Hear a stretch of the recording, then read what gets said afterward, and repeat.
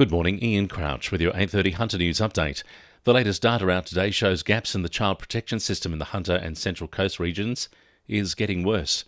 Performance reports from the New South Wales Audit Office shows the number of children at risk of significant harm in these regions is growing. At the same time, the percentage of children seeing a caseworker face-to-face has fallen to just 17%. Port Stephens police are investigating reports of a home invasion at Raymond Terrace overnight. It's believed 3 men armed with a bat and a knife stormed the home on Moreton Street just before 2:30 this morning and threatened the occupants. Police say no one was seriously injured, and it's not clear at this stage what the motive was for the attack.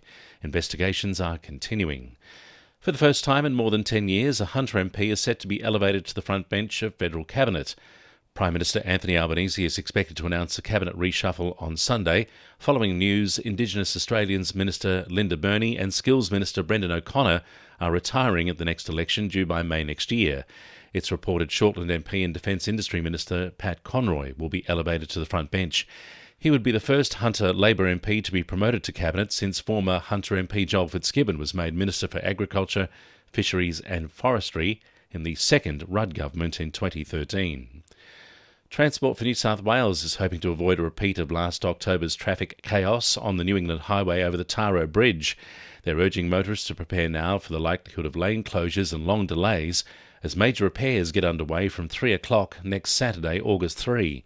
The work involves long-term repairs to the bridge pylons and southern abutment in the hope the bridge will remain serviceable for many years to come. The work is due to wrap up in time for the start of the morning peak at 5 a.m. on Tuesday, August 6. Commuters are being encouraged to work from home if possible on Monday, August 5. As the Paris Olympics begin, schools across the Hunter and New South Wales are cheering on their former students, now turned world-class athletes. Of the 460 Australian competing Olympians, more than 50 come from public schools in New South Wales, with 2 from Hunter Sports High at Gateshead. Sports Director at Hunter Sports High, James Pascoe, says they'll be having a day at the school where students can come along in their green and gold. And certainly part of that is the fact that we're an Olympic pathway school, and we've got two former students who are about to compete at Paris. Schools will hold Green and Gold Day next Friday. Starting today, the Hunter Wetlands Centre is celebrating their 40th anniversary, recognising their volunteers' conservation efforts. Today we'll start by recognising the contributions of Patrick Lightfoot with the planting of a blackbutt tree before gearing up for events for all ages in September. The events will include a spring festival, gala dinner and community open day.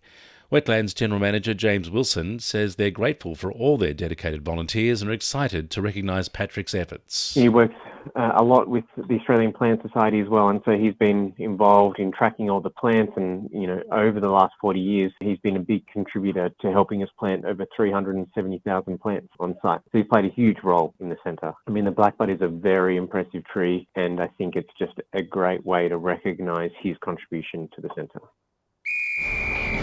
2NURFM Sport. The Knights have kicked off their NRLW Premiership defence with a 12-10 win over the Roosters at home last night.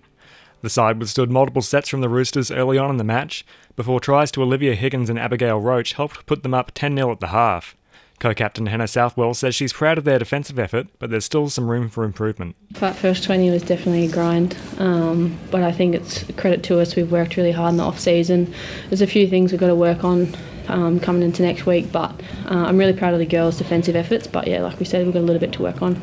Jets coach Rob Stanton says the side still have some things to work on after thrashing Western United 4-1 in the Australia Cup. The side will turn their attention to Wednesday's clash with Rockdale in the competition's round of 32.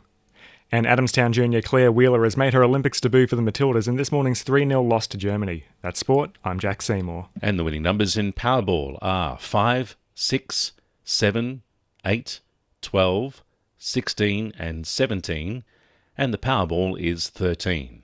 And now you're up to date with the latest 2NURFM Hunter News.